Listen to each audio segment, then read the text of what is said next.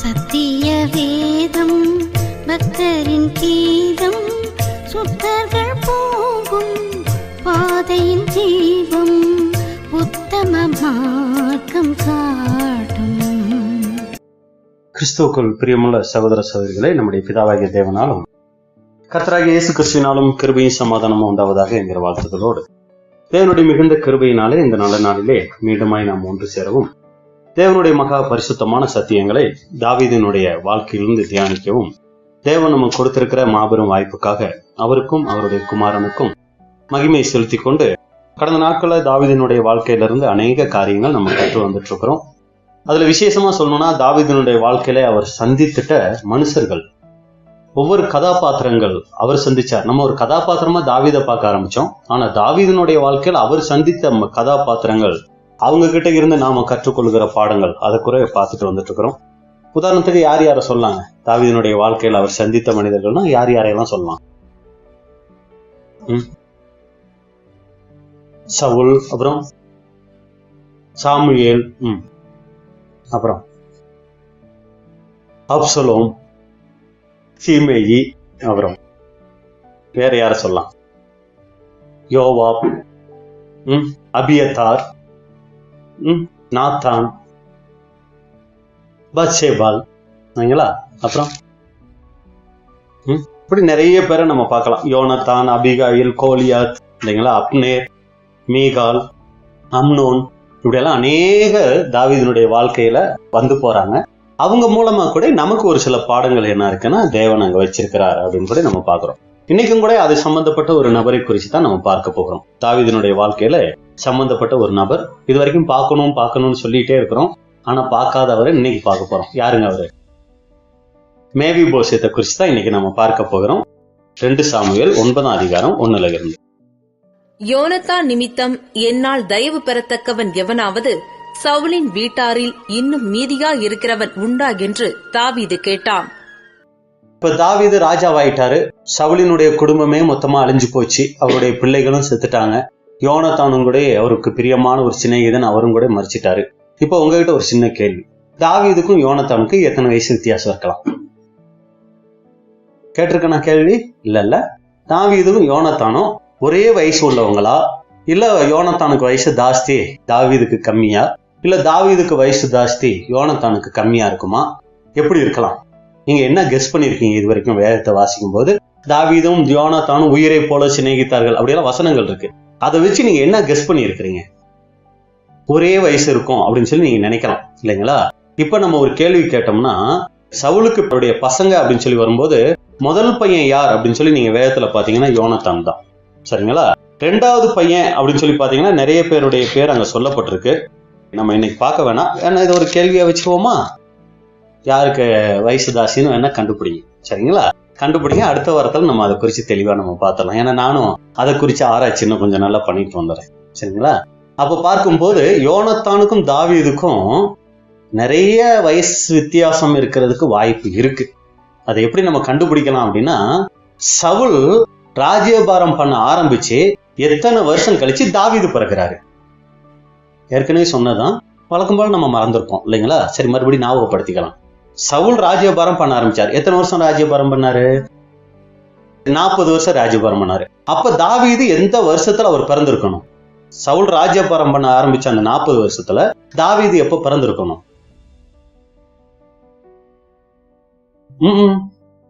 அதாவது சவுல் மரிக்கும் போது தாவீதினுடைய வயது எவ்வளவுங்க? 30, சரிங்களா? என்ன பாத்திரலாமா? 2 சாமுவேல் 5ஆம் அதிகாரம் 4வது வசனம். தாவீது ராஜாவாகும் போது 30 வயதா இருந்தான். அப்ப தாவீது ராஜாவாகும் போது 30 வயதுனா சாலமோனுக்கு எத்தனை வருஷம் ஆட்சி நிறைவு பெறுது? 40 வருஷம் அவருடைய ஆட்சி நிறைவு பெறும்போது தாவீது என்னாகிறாரு? ராஜாவாகிறாரு. அப்ப தாவீதுக்கு வயசு எவ்வளவு? 30. அப்ப சவுல் எத்தனை வருஷம் ராஜ்யபாரம் பண்ணும்போது தாவீது பிறந்திருப்பாரு? சவுலினுடைய 10 வருஷம் ராஜ்யபாரம் முடிஞ்ச பின்னாடிதான் யாரு பிறக்கிறா? தாவீதே பிறக்கிறார், சரிங்களா? இப்ப சவுல் மரிக்கும் போது தாவீதினுடைய வயசு எவ்வளவு? 30. யோனத்தானுக்கு பல பிள்ளைகள் இருந்தாங்க. அதுல ஒருத்தர் யாருன்னா இஸ்போசேத். இப்ப சவுல் மரிக்கும் போது இஸ்போசேத்தோட வயசு எவ்வளவு தெரியுங்களா? வேணா பாத்திரலாம். அதுலயே 2 சாமுவேல் 2ஆம் அதிகாரம் 10வது வசனம். சவுலின் குமாரனாகிய இஸ்போசேத் இஸ்ரவேலின் மேல் ராஜாவாகிற போது 40 வயதாய் இருந்தான். இப்ப இஸ்போசேத் ராஜாவாகும் போது அவருடைய வயசு என்னங்க? 40. அப்ப சவுலினுடைய என்ன வயசு? சவுலினுடைய ராஜ்யபாரம் முடிஞ்சிருக்குது. கொஞ்ச நாள் யார் ராஜாவா இருக்கா 10 கோத்திரத்துக்கு? புதுசா இருக்கும் நான் சொல்றது, அதெல்லாம் ஒண்ணும் இல்ல. இஸ்போசேத் 10 கோத்திரத்துக்கு ராஜாவா இருக்காரு. யூதா கோத்திரத்தாரு யார ராஜாவாக்கிட்டாங்க? தாவீத ராஜாவாக்கிட்டாங்க. இப்ப இஸ்போசேத்தோட வயது 40. அப்ப இவர் எப்ப பிறந்திருக்கிறாரு? இஸ்போசேத்து சவுலினுடைய ஆட்சி காலத்துல. கணக்கு ரொம்ப குழப்பறீங்க பிரதர் அப்படிங்கிற மாதிரி இருக்கா? சவுல் மொத்தம் 40 வருஷம் ராஜ்யபாரம் பண்ணாருங்களா? சவுல் ராஜ்யபாரம் பண்ணி முடிக்கும் போது இஸ்போசேத்தோட வயது 40. அப்ப சவுல் ராஜ்யபாரம் பண்ண ஆரம்பிக்கும் போதுதான் யார் பிறந்திருக்கா? இஸ்போசேத் பிறந்திருக்கிறார். 10 வருஷம் கழிச்சுதான் யார் பிறந்திருக்கிறார்? தாவீது பிறந்திருக்கிறார். ஆனா அப்ப இஸ்போசேத்துக்கும் தாவீதுக்கும் எத்தனை வயசு வித்தியாசம்? 10 வயசு வித்தியாசம். இஸ்போசேத்துக்கு மூத்தவர் யாரு? யோனத்தான். அப்பாடி ஒரு வெளியா வந்துட்டோம் இல்லைங்களா? ஆக மொத்தத்துல அதிகபட்சம் எத்தனை வயசு வித்தியாசம் யோனத்தானுக்கும் தாவீதுக்கும்? 10 வயசு வித்தியாசம். அதுக்கு மேல எவ்வளவு வேணாலும் இருக்கலாம், நமக்கு சரியா கணக்கு தெரியலனாலும். இவ்வளவு காலம் நம்ம என்ன நினைச்சுக்கிட்டு இருப்போம்? யோனத்தானுக்கும் தாவீதுக்கும் ஒரே வயசு போல அப்படின்னு நினைப்போம். அடுத்த வாரம் அந்த வசனத்தை நீங்களே கண்டுபிடிச்சிட்டு வந்துங்க. சவுலினுடைய குமாரர்கள் யார் யாரு அப்படின்னு சொல்லி ஃபுல்லா போட்டிருக்கு. அதுல ஃபர்ஸ்ட் பேர் யாருதுன்னா யோனத்தானு தான் வரும். ஏன்னா அவர் தான் மூத்த பையன். அடுத்த ராஜ்யபாரம் கூட யாருக்கு போக வேண்டியது இருந்துச்சு? யோனத்தானுக்கு தான் போக வேண்டியது இருந்துச்சு. அதனாலதான் சவுல் திட்டும் போது என்ன திட்டார்னா, நீ தான் அடுத்து ராஜாவாகணும், ஆனா நீ யாருக்கு சப்போர்ட் பண்ணிக்கிட்டு இருக்கிற? தாவீதுக்கு சப்போர்ட் பண்ணிக்கிட்டு இருக்க, நீ ராஜாவாகாம அப்படின்னு சொல்லி ரொம்ப கேவலமா அவரை கொல்ல கூட பார்ப்பாரு, ரொம்ப இது பண்ணுவார். அப்படின்னா அடுத்த ஸ்தானத்துல யார் இருக்கான? யோனத்தான் இருந்திருக்கிறாரு. இப்ப யோனத்தான் மரிச்சு அடுத்த பசங்க எல்லாம் மரிச்சதுனால கடைசி 40 வயசுல இருந்த இஸ்போசேத்து அடுத்த ராஜாவாகிறார்னா நிச்சயமா 10ல இருந்து அதிகபட்சம் 15 வயசு கூட எவ்வளவு வித்தியாசம் இருக்கலாம்? யோனத்தானுக்கும் தாவீதுக்கும் வித்தியாசம் இருக்கலாம். சரி, நீங்க கண்டுபிடிக்க வேணாம், நானே இப்ப இதை சொல்லிட்டேன். சரிங்களா? நீங்க என்ன ஒரு இது மட்டும் என்ன கண்டுபிடிச்சிட்டு வரணும்? சவுலினுடைய குமாரர்கள். ரொம்ப கஷ்டமானது இல்ல, ரொம்ப ஈஸி தான். சரிங்களா? அதை மட்டும் நீங்க கண்டுபிடிச்சிட்டு எத்தனை பசங்க இருந்தாங்க அப்படிங்கறது மட்டும் நம்ம கண்டுபிடிச்சோம். அப்ப இங்க நாம பார்க்கும்போது இப்ப தாவீது ராஜாவாயிட்டாரு. இப்ப நம்ம வசனத்துக்குள்ள வந்துடலாம். 9ஆம் அதிகாரம் 2 சாமுவேலுக்குள்ள. இப்ப தாவீது ராஜாவாயிட்டாரு. சவுலினுடைய பசங்க எல்லாருமே மரிச்சிட்டாங்க. இப்ப இஸ்போசேத்தும் மரிச்சிட்டாரு. சவுலின் குடும்பத்துல யாருமே இல்ல. ஆனா தாவீது என்ன பண்ணிருக்கிறாரு? யோனத்தானோட ஒரு உடன்படிக்கை பண்ணிருக்காரு. ஏன்னா யோனத்தான் என்ன சொல்லிருக்காருன்னா, எங்க அப்பாவுக்கு பின்னாடி நீதான் ராஜாவா வருவ, அப்படி ராஜாவா வரும்போது என்ன எங்க குடும்பத்தை என்ன பண்ணணும், நீ பாதுகாக்கணும்னு ஒரு உடன்படிக்கை என்ன பண்ணிருப்பார்னா தாவீதோட யோனத்தான் முன்னாடியே பண்ணிருப்பார். இப்ப தாவீது ராஜாவான உடனே இப்ப அவருக்கு அது ஞாபகம் வருது, நான் என் நண்பன் யோனத்தானோட நான் என்ன பண்ணிருந்தேன், உடன்படிக்கை பண்ணிருந்தேன்ல அப்படின்னு ஞாபகம் வந்துட்டு இப்ப என்ன கேட்கிறாருன்னா, யோனத்தான் நிமித்தம் என்னால் தயவு பெறத்தக்கவன் எவனாவது சவுலின் வீட்டாரில் இன்னும் மீதியாய் இருக்கிறவன் உண்டா என்று தாவீது, அப்படி யாராவது இருக்காங்களா அப்படின்னு சொல்லி கேட்கும் போது இப்ப வாசிங்க அடுத்த வசனம். அப்பொழுது சவுலின் வீட்டு வேலைக்காரனாகிய சீபா என்னும் பேருள்ளவனை தாவீதினிடத்தில் அழைத்து வந்தார்கள். இப்ப சவுலினுடைய வீட்டு வேலைக்காரன் ஒருத்தர் இருக்கிறார், அவர் பேரு சீபா. இப்ப அவர் என்ன பண்றாங்கன்னா கூட்டிக்கிட்டு வராங்க தாவீது கிட்ட. கூட்டிக்கிட்டு வந்த உடனே ராஜா அவனை பார்த்து, நீதானா சீபா என்று கேட்டான். நீதான் அந்த சீபாவா அப்படின்னு கேட்ட உடனே அவன் அடியேன்தான் என்றான். அப்பொழுது ராஜா, தேவன் நிமித்தம் நான் சவுலின் குடும்பத்தாருக்கு தயை செய்யும்படி அவன் வீட்டாரில் யாதொருவன் இன்னும் மீதியாய் இருக்கிறானா என்று கேட்டதற்கு இப்ப ராஜா அதை மறுபடி கேட்கிறார், இந்த சவுலின் குடும்பத்துல யோனத்தானுடைய அந்த சந்ததியில யாராவது இருக்காங்களா நான் தயவு செய்யறதுக்கு அப்படின்னு சொல்லி கேட்ட உடனே சீபா ராஜாவை பார்த்து, இன்னும் யோனத்தானுக்கு 2 கால்களும் முடமான ஒரு குமாரன் இருக்கிறான் என்றான். ஒரு பையன் இருக்கிறார் இன்னும் சவுலின் குடும்பத்துல, அது யாருன்னா 2 கால்களும் முடமான அவருடைய குமாரன் ஒருத்தர் இருக்கிறாரு. அவன் எங்கே என்று ராஜா கேட்டதற்கு சீபா ராஜாவை பார்த்து, இதோ அவன் லோதிபாரிலே அம்மியேலின் குமாரனாகிய மாகீரின் வீட்டில் இருக்கிறான் என்றான். இந்த அம்மியேலின் குமாரனாகிய மாகீர் எங்கேயாவது பேர் கேள்விப்பட்டிருக்கீங்களா? அவர் அடுத்த வாரம் பார்ப்போம். சரிங்களா? இந்த அம்மியேலின் குமாரனாகிய மாகீர், இவர்கிட்ட இருக்கு நிறைய காரியங்கள். சரிங்களா? அவரை குறிச்சு அவர் என்ன அப்படி பண்ணினாரு, எதுக்கு அப்படி பண்ணினாரு, அவர்கிட்ட இருந்து நாம கத்துக்க வேண்டிய பாடம் என்ன அப்படிங்கிற 2 இடத்துலதான் அவருடைய பேர் பதிவு செய்யப்பட்டிருக்கு. அவரை குறிச்சு அடுத்த வாரம் நம்ம பார்க்கலாம். இப்ப என்னன்னா அவருடைய வீட்டுல தான் யார் வளர்றா? இந்த மேவி போசேத் வளர்றார். இப்ப கீழே வாசிங்க. அப்பொழுது தாவீது ராஜா அவனை லோதிபாரில் இருக்கிற அம்மியேலின் குமாரனாகிய மாகீரின் வீட்டிலிருந்து அழைப்பித்தான். இப்ப அம்மியேலின் குமாரனாகிய மாகீர் வீட்டுல தான் இந்த மேவிபோசேத் இருக்கிறாரு. அவனை இங்க வர சொல்லுங்க, அரண்மனைக்கு வர சொல்லுங்க அப்படின்னு சொல்லி யோனத்தானுடைய பையனை வர சொல்லி, சவுலின் குமாரனாகிய யோனத்தானின் மகன் மேவிபோசேத் தாவீதினிடத்தில் வந்தபோது முகங்குப்புற விழுந்து வணங்கினான். இப்ப அவர் முகங்குப்புற விழுந்து வணங்குறாரு. அப்பொழுது தாவீது, மேவிபோசேத்தே என்றான். அவன், இதோ அடியேன் என்றான். தாவீது அவனை பார்த்து, நீ பயப்படாதே, உன் தகப்பனாகிய யோனத்தான் நிமித்தம் நான் நிச்சயமாய் உனக்கு தயை செய்து உன் தகப்பனாகிய சவுலின் நிலங்களையெல்லாம் உனக்கு திரும்ப கொடுப்பேன். நீ என் பந்தியில் நித்தம் அப்பம் புசிப்பாய் என்றான். ஏன்னா தன்னுடைய தாத்தா சவுல் தாவீதுக்கு மிகவும் விரோதியானவர், பல வகைகள்ல கொல்ல ட்ரை பண்ணவர். இப்ப நம்ம மட்டும்தான் அந்த சந்ததியிலே மிச்சம் இருக்கிறோம். இப்ப தாவீது வர சொல்லி இருக்கிறார், நம்மள என்ன பண்ணுவாரோ அந்த ஒரு பயம் கூட மேவிபோசேத்துக்கு இருந்திருக்கும். இப்ப வந்த உடனே தாவீது என்ன சொல்றான், நீ பயப்படாத, நீ என் கூடவே இருக்கலாம், என் கூடவே நீ சாப்பிடலாம், ஒரு இளவரசனை போல நீ என்ன பண்ணலாம்னா என் கூடவே இருக்கலாம் அப்படிங்கிற அளவுக்கு என்ன பண்றாருன்னா தாவீது அவருக்கு ஒரு சில காரியங்கள் சொல்றாரு. அப்பொழுது அவன் வணங்கி, செத்த நாயை போல் இருக்கிற என்னை நீர் நோக்கி பார்க்கிறதற்கு உமது அடியான் எம்மாத்திரம் என்றான். ஏன்னா நான் முடிஞ்ச கேஸ், உயிருள்ள நாயாவது கொஞ்சம் குறைக்கும், செத்த நாயினால என்ன யூஸ் இருக்கு? ஒரு யூஸ் கிடையாது. அந்த மாதிரி ஒண்ணுக்குமே உபயோகம் இல்லாத ஒரு நிலைமையில நான் இருக்கேன். என்னன்னா கால் கிடையாது, கால் நடக்க முடியாது, எந்த வகையில நான் உங்களுக்கு ஏதாவது உதவி செய்யலாம்னா உங்க படையில ஒரு வீரனாவது இருக்கலாம்னா அதுக்கு கூட எனக்கு முடியாது. அப்படி செத்த நாயை போல இருக்கிற என் மேல நீங்க ஒரு கருணை காமிச்சிருக்கீங்களே அப்படின்னு சொல்லி என்ன பண்றாருன்னா அவருக்கு ஒரு நன்றியா சொல்றாருங்க. ராஜா சவுலின் வேலைக்காரனாகிய சீபாவை அழைப்பித்து, இப்ப அவர் எவ்வளவு நாள் அவரை பத்தி சொன்னாரு, சீபா தான் வந்து சொன்னார் மாகீர் வீட்டுல இருக்கிறாருன்னு சொல்லி. அந்த சீபாவை கூப்பிட்டு அவனை நோக்கி, சவுலுக்கும் அவர் வீட்டார் எல்லாருக்கும் இருந்த யாவையும் உன் எஜமானுடைய குமாரனுக்கு கொடுத்தேன். ஆகையால் நீ உன் குமாரரையும் உன் வேலைக்காரரையும் கூட்டிக் கொண்டு உன் எஜமானுடைய குமாரன் புசிக்க அப்பம் உண்டாயிருக்கும்படி அந்த நிலத்தை பயிரிட்டு அதன் பலனை சேர்ப்பாயாக. உன் எஜமானுடைய குமாரன் மேவிபோசேத் நித்தம் என் பந்தியிலே அப்பம் புசிப்பான் என்றான். என்ன சொல்லிட்டாருன்னா அவருடைய சொத்தெல்லாம் நான் அவருக்கே கொடுத்துருக்கிறேன், அதை எல்லாத்தையும் மேற்பார்வை மேனேஜ்மெண்ட் அந்த இது வேலையில யாரு நீங்க பாத்துக்கணும்னா நீங்க சீபா நீங்க பாத்துக்கங்க அப்படின்னு கூட சொல்லிட்டு இவர் எப்பவுமே என் பந்தியில நித்தம் அப்பம் புசிப்பாரு அப்படின்னு கூட சொல்லிட்டாரு. சீபாவுக்கு 15 குமாரரும் 20 வேலைக்காரரும் இருந்தார்கள். இந்த சீபாவை பத்தி இங்க சொல்லப்பட்டிருக்கு, அவருக்கு 15 பிள்ளைங்க, பொண்ணு மிஸ் ஆயிடுச்சு, இல்லன்னா 16 பெற்று பேர் வாழ்வாள் அப்படின்னு சொல்லியிருக்கலாம் இல்லைங்களா. சீபா ராஜாவை நோக்கி, ராஜாவாகி என் ஆண்டவன் தமது அடியானுக்கு கட்டளையிட்டபடியெல்லாம் உமது அடியானாகிய நான் செய்வேன் என்றான். ராஜகுமாரரில் ஒருவனைப் போல, பாத்தீங்களா, அந்த இளவரசனை போல மேவிபோசேத் என் பந்தியிலே அசனம் பண்ணுவான் என்று ராஜா சொன்னான். அசனம்னா போஜனம், சரிங்களா, அவர் டெய்லி என் பந்தியில அவர் சாப்பிடுவாரு அப்படின்னு கூட சொல்லிட்டாரு. மேவிபோசேத்திற்கு மீகா என்னும் பேருள்ள சிறுவனாகிய ஒரு குமாரன் இருந்தான். சீபாவின் வீட்டிலே குடியிருந்த யாவரும் மேவிபோசேத்திற்கு வேலைக்காரராய் இருந்தார்கள். மேவிபோசேத் ராஜாவின் பந்தியில் நித்தம் அசனம் பண்ணுகிறவனாய் இருந்தபடியினால் எருசலேமிலே குடியிருந்தான். அவனுக்கு 2 காலும் முடமாயிருந்தது. இதுதான் மேவிபோசேத்தை பார்க்கிற முதல் சம்பவம். 3 சம்பவம் மேவிபோசேத்தை பத்தி வேதத்துல பதிவு செய்யப்பட்டிருக்கு.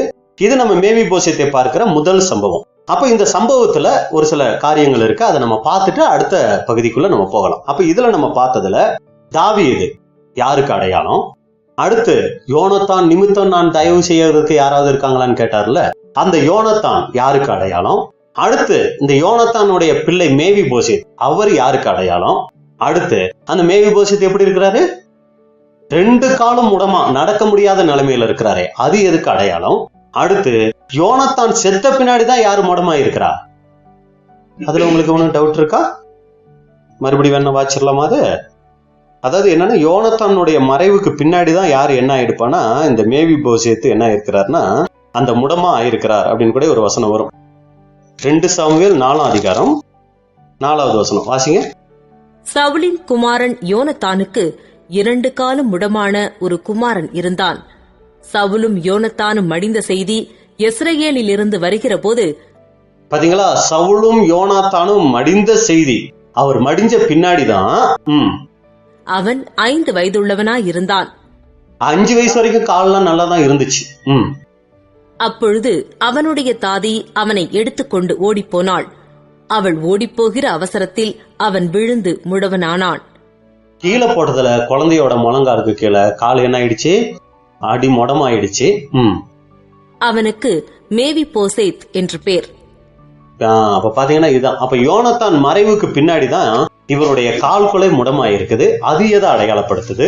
அடுத்து யோனத்தான் தாவீதோட ஒரு உடன்படிக்கை பண்ணாரு. என் சந்ததியை நீதான் காப்பாத்தணும், நான் செத்துட்டாலும் நீதான் காப்பாத்தணும், இப்படியெல்லாம் ஒரு சில உடன்படிக்கை பண்ணாரு. அது எதை அடையாளப்படுத்துது?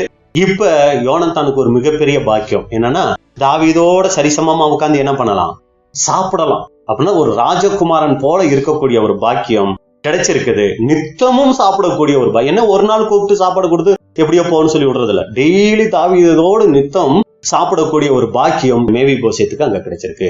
அப்ப இதனுடைய விளக்கங்கள் என்ன, இதான் நம்ம பார்க்க போறோம். அப்ப இதனுடைய விளக்கங்கள் நீங்க கூட சொல்லிடலாம், ஈஸியா தான். சரிங்களா? தாவீது யாருக்கு அடையாளம்? கர்த்தர் இயேசுவுக்கு அடையாளம். யோனத்தான் யாருக்கு அடையாளமா இருப்பாரு? அதாவது தாவீதும் யோனத்தானும் ஒரு உடன்படிக்கை பண்ணிக்கிட்டாங்க. அதனால என்ன ஆயிடுச்சுன்னா, அவருடைய சந்ததியை அவர் காப்பாத்துறாராம். சரிங்களா? யாருக்கு அடையாளமா இருக்கலாம்? முற்பிதாக்களுக்கு யோனத்தான் அடையாளம். சரிங்களா? இப்ப அவருடைய பிள்ளை மேவி போசேத் யாருக்கு அடையாளம்னா, முற்பிதாக்களுக்கு பின்னாடி வந்தாங்க. யாருங்க? ஆபிரகாம், ஈசாக்கு, யாக்கோபு. யாக்கோபுடைய பேர் தான் என்னவா மாத்தினார் தேவன்? இஸ்ரேல் அப்படின்னு மாத்தினாரு. அந்த இஸ்ரேலுக்கு பிறந்தாங்க எத்தனை பிள்ளைங்க? 13, 12 பசங்க, ஒரு பொண்ணு. சரிங்களா? இந்த 12 பிள்ளைகள் தான் இஸ்ரேல் புத்திரர். சரிங்களா? இந்த இஸ்ரேல் புத்திரர்கள் இருந்த இடம் தான், அவங்க இருந்த சந்ததி தான் இஸ்ரேல் கோத்திரம், அவங்க இருந்த ஊர் தான் இஸ்ரேல் தேசம். சரிங்களா? இதுதான் என்ன ஆயிடுச்சுன்னா பின்னாடி. அப்ப பாத்தீங்கன்னா மேவி போசேத், அது யோனத்தான் முற்பிதாக்களுக்கு அடையாளம். முற்பிதாக்களுக்கு பின்னாடி வந்த மேவி போசேத் யாருக்கு அடையாளம்னா, இஸ்ரேல் ஜனங்களுக்கு அங்க அடையாளமா இருக்கிறாங்க. அப்ப இஸ்ரேல் ஜனங்களுக்கு எல்லாம் என்ன கிடையாது, நடக்கக்கூடிய சக்தி கிடையாதா பிரதர்? எல்லாரும் முடமா தான் இருப்பாங்களா அப்படின்னா, இதை நம்ம ஆவிக்குரிய ரீதியில பார்த்துட்டு வரோம். அப்ப இந்த முடம் அது எதை அடையாளப்படுத்துது அப்படின்னா, அவங்களுக்கு தேவன் கொடுத்திருந்தா நியாய பிரமாணம். ஆனா அந்த நியாய பிரமாணத்தின்படி அந்த ஜனங்களால என்ன பண்ண முடியல, நடக்க முடியல. அதைத்தான் அது குறிக்கிறது, அந்த முடம் அப்படிங்கிறது. கலாத்தியர் 3:10-11.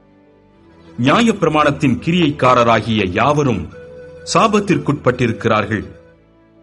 பாத்தீங்களா, அந்த நியாய பிரமாணத்துக்கு உட்பட்ட அந்த இஸ்ரேல் ஜனங்கள்லாம் சாபத்துக்கு உட்பட்டு இருக்கிறாங்க. ஏன் சாபம்? அதன்படி நடக்கலன்னா சாபம்.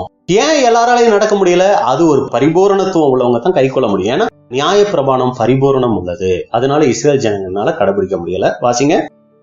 நியாய பிரமாண புஸ்தகத்தில் எழுதப்பட்டவைகளை எல்லாம் செய்யத்தக்கதாக அவைகளில் நிலைத்திராதவன் எவனோ அவன் சபிக்கப்பட்டவன் என்று எழுதியிருக்கிறதே. அந்த நியாய பிரமாணத்தின்படி ஒருத்தர் நடக்க முடியலன்னா அவங்க சபிக்கப்பட்டவங்க அப்படின்னு சொல்லி எழுதப்பட்டிருக்கு. நியாய பிரமாணத்தினாலே ஒருவனும் தேவனிடத்தில் நீதிமானாகிறதில்லை என்பது வெளியரங்கமாயிருக்கிறது.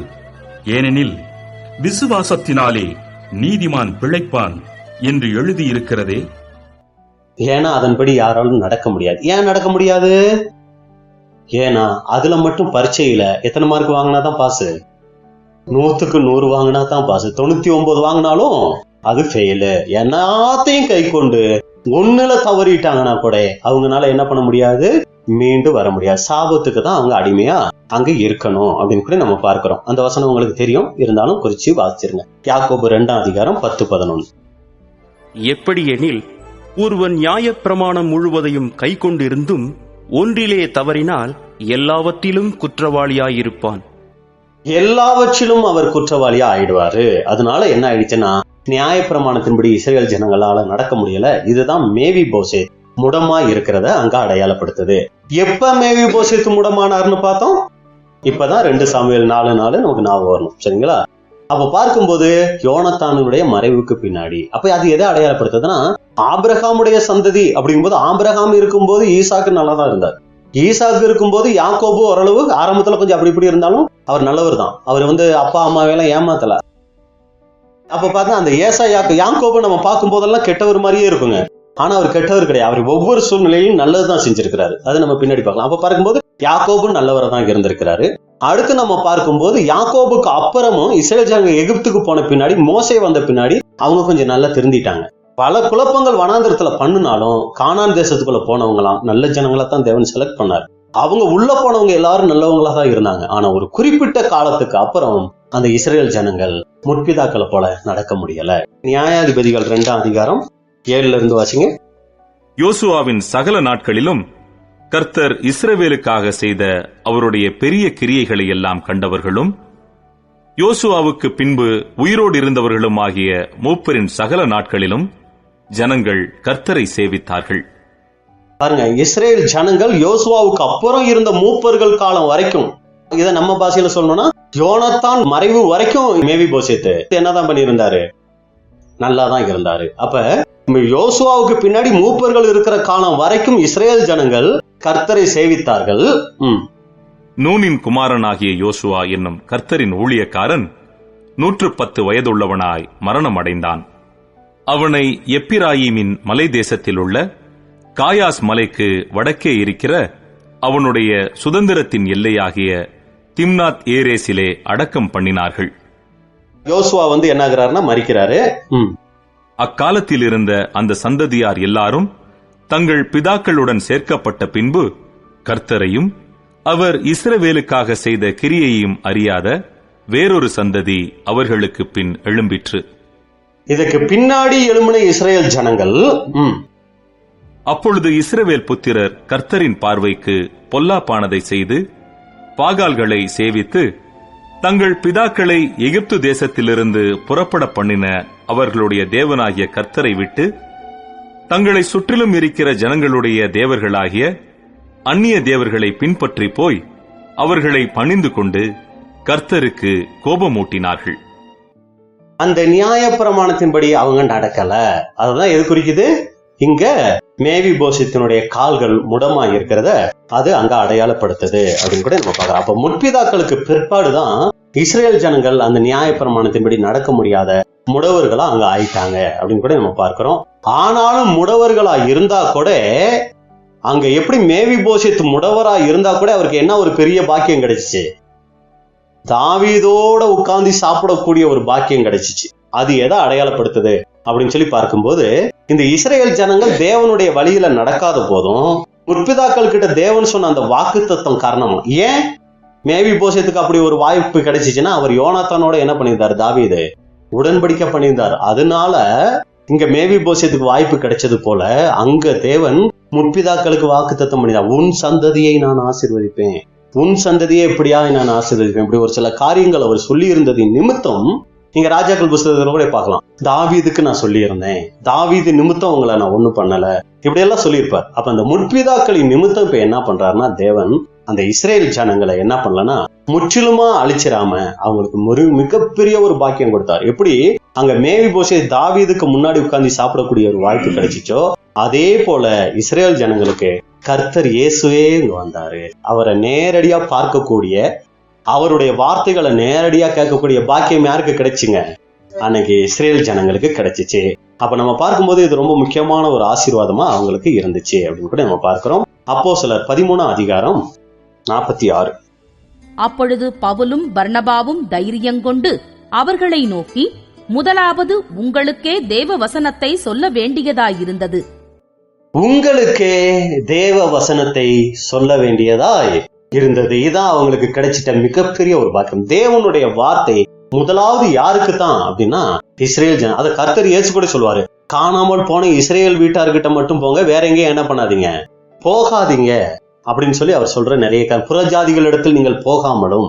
அப்ப மிகப்பெரிய ஒரு பாக்கியம் யாருக்கு தான் இருந்துச்சுன்னா இஸ்ரேல் ஜனங்களுக்கு தான் அங்க இருந்துச்சு. பாருங்க, பேதுரு கூட அந்த பெந்தகோஸ்தே நாள்ல சொல்லும் போது அப்போஸ்தலர் 2ஆம் அதிகாரம் 38-39.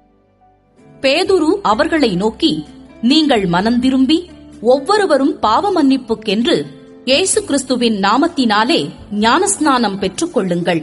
அப்பொழுது பரிசுத்த ஆவியின் வரத்தை பெறுவீர்கள். இங்க பேதுரு ஒரு மிகப்பெரிய பிரசங்கம் பண்ணிட்டாரு. உடனே ஜனங்கள் என்ன பண்ணாங்க? உன்னை என்ன செய்யறது அப்படின்னாங்க இல்லைங்களா? என்ன சொன்னாங்க?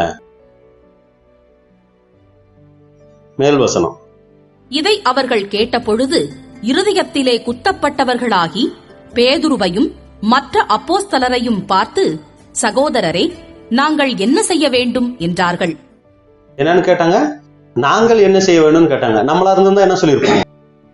உன்னை என்ன செய்யறது, இவ்வளவு நேரம் பேசிக்கிட்டு இருக்கிற, சீக்கிரம் சப்ஜெக்ட் முடிக்க மாட்டேன் அப்படின்னு இருப்போம் இல்லைங்களா? ஆனா இந்த ஜனங்கள் கேட்கிறாங்க, ஐயோ இப்படியா, இவ்வளவு தேவனை இவ்வளவு காலம் நாங்க துக்கப்படுத்திக்கிட்டு இருந்தோமா, இனி நாங்க என்ன செய்யறது அப்படின்னு கேட்ட உடனே தான் இங்க சொல்றாரு பேதுரு, நீங்க என்ன பண்ணுங்க, மனம் திரும்பி ஒவ்வொருவரும் பாவ மன்னிப்புக்கு என்று இயேசு கிறிஸ்துவின் நாமத்தினாலே ஞானஸ்நானம் பெற்றுக் கொள்ளுங்கள், அப்பொழுது பரிசுத்தாவின் வரத்தை பெறுவீர்கள் அப்படின்னு சொல்லிட்டு தான் இந்த ஆசீர்வாதத்தை சொல்றாரு.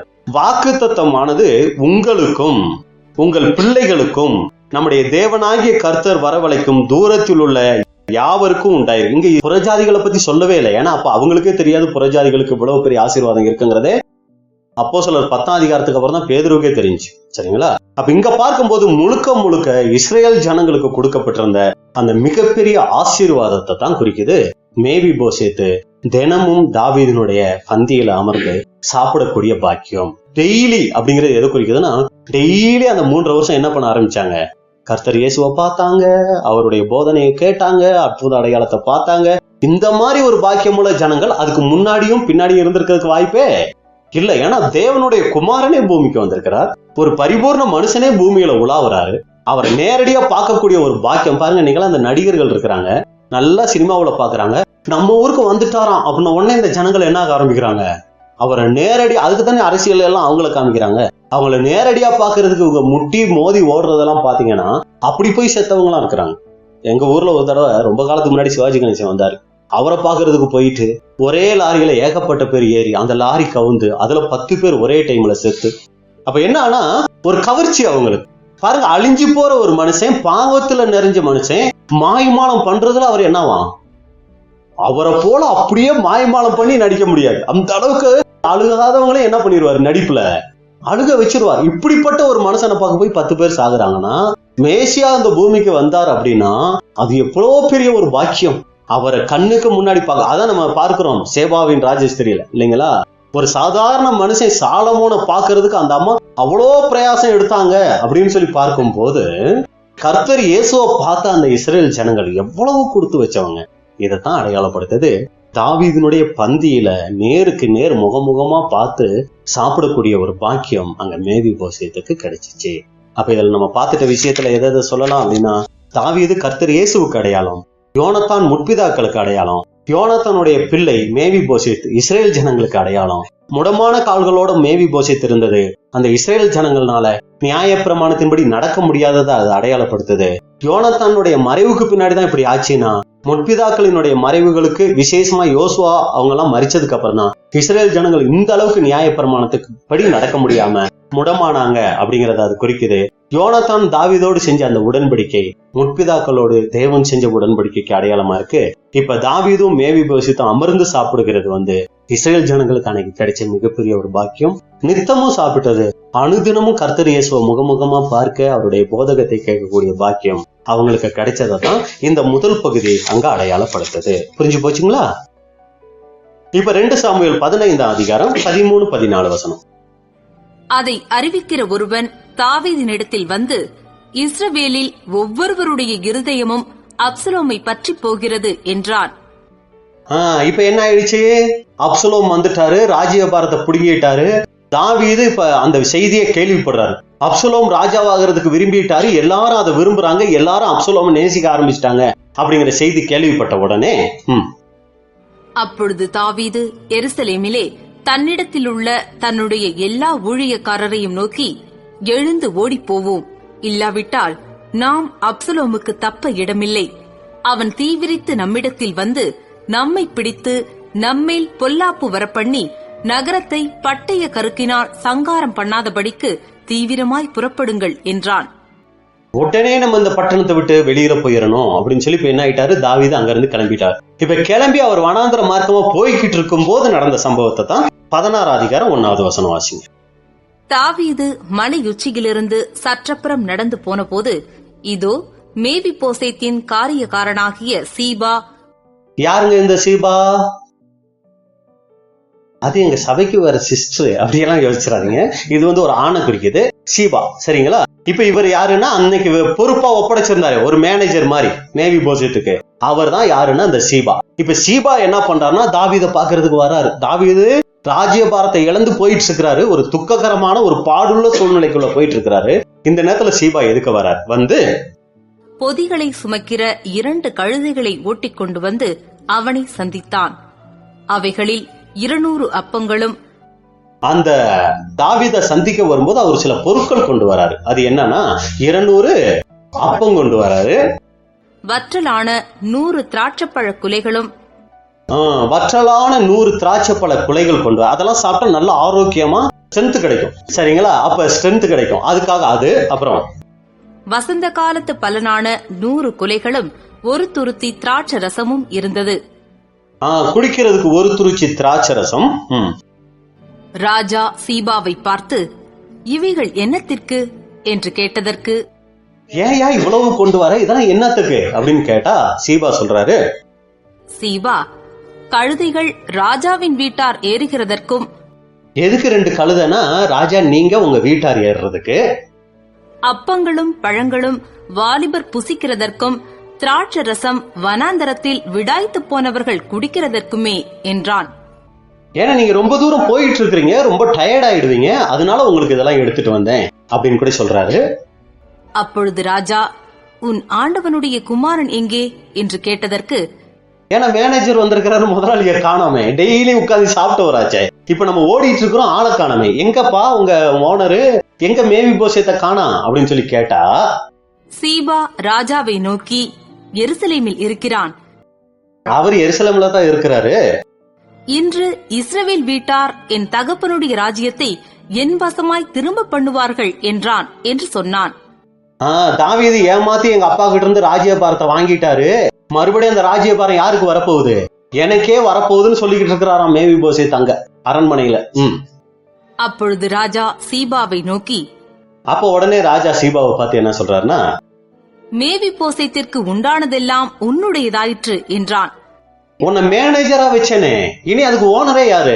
நீதாப்பா அதுக்கு எல்லாத்துக்கும் ஓனர், நீயே எல்லாத்தையும் அனுபவி அப்படின்னு சொல்லிட்டாரு. அதற்கு சீபா, ராஜாவாகி என் ஆண்டவனே, உம்முடைய கண்களில் எனக்கு தயை கிடைக்க வேண்டும் என்று நான் பணிந்து கேட்டுக்கொள்ளுகிறேன் என்றான். ஐயா உங்களுடைய கண்கள்ல எனக்கு தயவு கிடைக்கணும் அப்படின்னு வேணிற. இதோட முடிஞ்சு. ஏன்னா அடுத்த வரியில யாரு ஸ்டார்ட் ஆகிடுறா? அடுத்த வரியில யாரு ஸ்டார்ட் ஆகுறா? முக்கியமான ஆளு ஸ்டார்ட் ஆகுறாரு, சீமை. இவர் போன வரமே பார்த்துட்டோம், இவரை தான் குறை வச்சிருந்தோம் இல்லைங்களா? இப்ப இந்த சம்பவத்துல என்ன நம்ம பாக்குறோம் அப்படின்னு சொல்லி பாத்தீங்கன்னா, அப்சலோம் தாவீதுக்கு விரோதமா எழும்பிட்டாரு. தாவீது எல்லா ஊழியக்காரோட அங்கிருந்து அப்சலோமுக்கு தப்பி ஓடிட்டு இருக்கிறாரு. இப்ப சீபா எதிர்கொண்டு வராரு, ஒரு சில பொருட்களையும் கழுதைகளையும் தாவீது கிட்ட கொடுக்கறாரு. என்னத்துக்குன்னா அது உங்களுக்கும் உங்க வீட்டாருக்கும் அப்படின்னு சொல்லி கொடுக்கறாரு. இப்ப தாவீது கேட்கிறாரு, மேவி போசேத் எங்க அப்படின்னு சொல்லி கேட்டதுக்கு, அவர் அங்கேயே இருந்துகிட்டு உங்களுக்கு விரோதமா பேசிட்டு இருக்கிறாரு அப்படின்னு சொன்ன உடனே இப்ப மேவி போசேத்துக்கு இருந்த எல்லாத்தையும் யாருக்கு ஒப்பு கொடுத்துட்டாரு? சீபாவுக்கு நீ வச்சுக்க அப்படின்னு சொல்லி கொடுத்துட்டாரு. இதான் இப்ப நம்ம பார்த்த சம்பவம். அப்ப இதுல நமக்கு என்ன பாடம் அப்படின்னு பார்க்கும்போது, அப்சலோம் நிமித்தம் இப்ப தாவீது வனாந்தரத்துக்கு ஓடி போறாரு, அது எதை அடையாளப்படுத்துது? இந்த சீபா யாருக்கு அடையாளம்? அடுத்து சீபா தாவீதை சந்திச்சு ஒரு சில பொருட்கள் கொடுக்கிறாரு, அந்த பொருட்களினுடைய விளக்கம் என்ன? அடுத்து மேவி போசேத்து செய்ய வேண்டியதையெல்லாம் சீபா செய்யறாரு. யாரு எதுக்கு வந்திருக்கணும்? யாரு பொருளாம் இவ்வளவு நாள் உப்பு சாப்பிட்டாரு இல்லைங்களா? அவரு தானே தாவீதுக்கு எல்லா உதவியும் செஞ்சிருக்கணும். ஆனா அவர் வராம இருந்துட்டாரு. ஆனா அவர் செய்ய வேண்டியதை இப்ப யாரு வந்து செய்யறா? சீபா வந்து செஞ்சாரே, அது எதை அடையாளப்படுத்துது?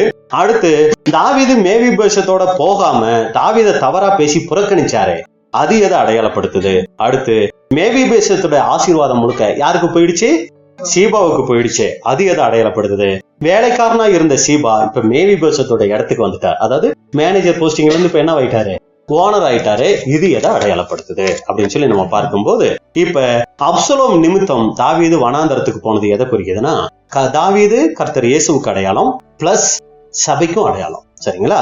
இப்ப கர்த்தர் இயேசுவுக்கு வரக்கூடிய பாடுகளை தான் தாவீது இங்க அப்சலோமுக்கு, அதாவது அவருக்கு பயந்து ஓடல, இங்க பிரச்சனைகள் வந்துடக்கூடாதேன்னு தப்பி ஓடுறாரு. அப்ப ஓடுறது எதை குறிக்குதுன்னா, கர்த்தர் இயேசுவுக்கும் இன்னைக்கு சபைக்கும் வந்துகிட்டு இருக்கிற பாடுகளை தான் குறிக்குது இந்த தாவீது வனாந்தரத்துக்கு போன விஷயம்.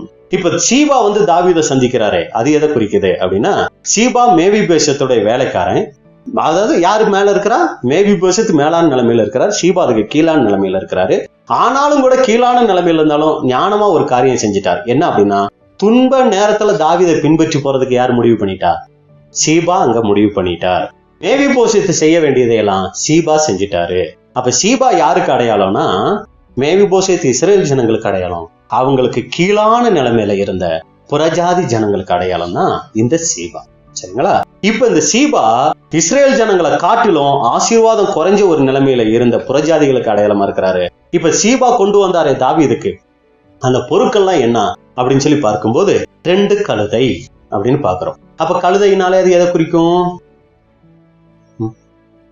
சத்தியங்கள் உபதேசங்கள். எதுக்கு அங்க எங்க வசன ஆதாரம் இருக்கு? கழுதை, குதிரை, ஒட்டகமெல்லாம் வசனத்துக்கு தான் அடையாளம் அப்படிங்கிறது, வசனத்துக்கு உபதேசத்துக்கு அடையாளம்னு கேட்டிருப்போம்.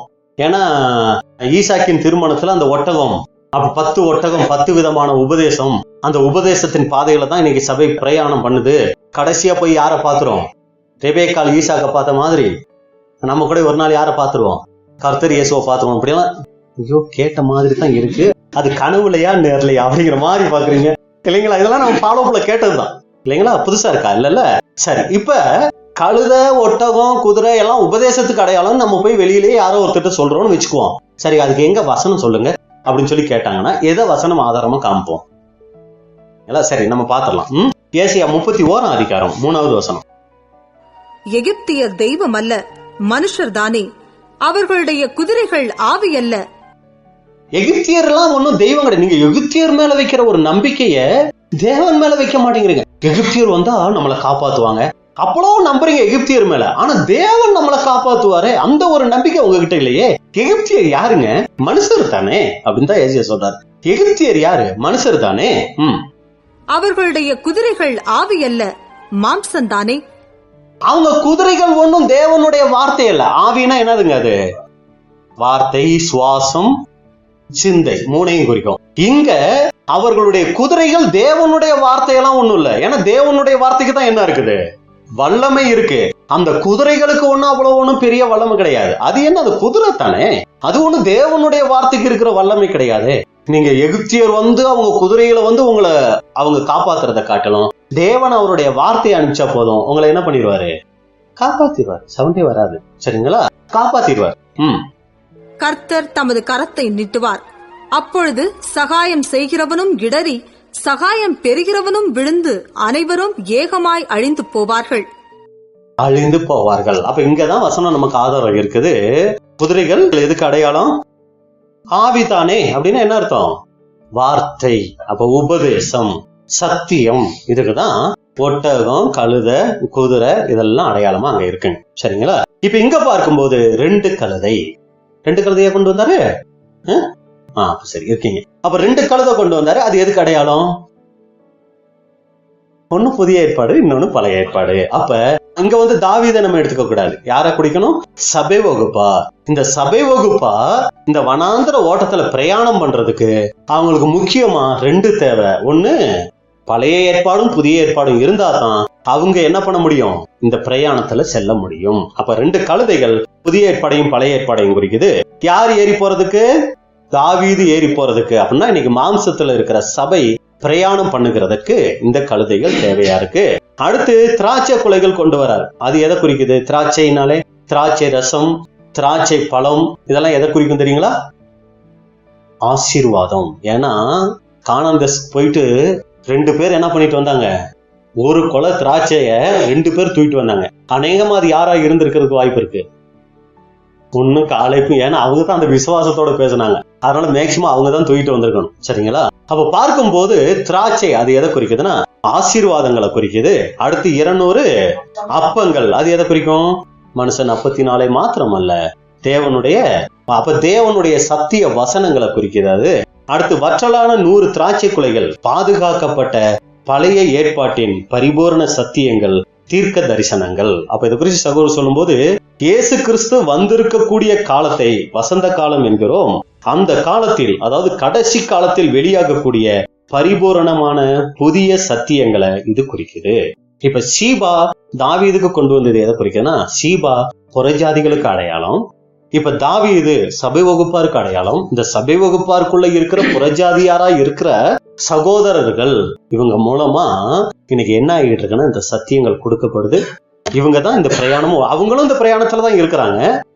சபை வகுப்பாரும் அந்த சத்தியத்தை கொடுக்கறவங்க, பெற்றுக்கொள்கிறவங்க எல்லாரும் இந்த வனாந்தர ஓட்டத்துலதான் இருந்துகிட்டு இருக்கிறாங்க. அப்ப வனாந்தரத்துல விடாய்த்து போனவங்களுக்கு இது கொடுக்கப்படுது அப்படின்னா, இந்த சத்தியத்துல வனாந்தர ஓட்டத்துல இருக்கிறவங்களுக்கு, சத்தியத்தின் மேல பசியும் தாகமும் உள்ளவங்களுக்கு தான் இந்த ஆசீர்வாதங்கள் அங்க கொடுக்கப்படுது. இப்ப இதை யாரு கொண்டு வந்தா? சீபா கொண்டு வந்தார். யாரு கொண்டு வந்திருக்கணும்? மேவிபோசேத் கொண்டு வந்திருக்கணும். ஆனா சீபா கொண்டு வரார். இது எதுக்கு அடையாளம் அப்படின்னா, இயேசு கிறிஸ்து வந்த உடனே சத்தியத்தை வாங்கி முழு உலகத்துக்கும் யார் தான் சத்தியத்தை கொண்டு போயிருக்கணும்? இஸ்ரேல் ஜனங்கள் தான் கொண்டு போயிருக்கணும். அவங்க தான் கடைசி வரைக்கும் இந்த சத்தியத்துக்கு உறுதியா நின்று இருக்கணும். ஆனா கிபி 36க்கு அப்புறம் யார் தான் இந்த சத்தியத்தை கொண்டு போனா?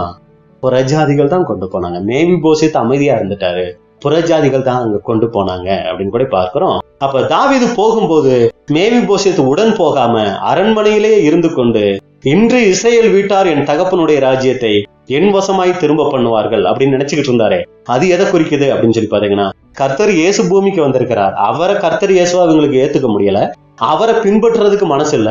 மேசியா அவர் வருவார். இன்னைக்கு வரைக்கும் செவுர்ல முட்டி அழுதுகிட்டு இருக்கிறாங்க மேசியாவுடைய வருகைக்காக.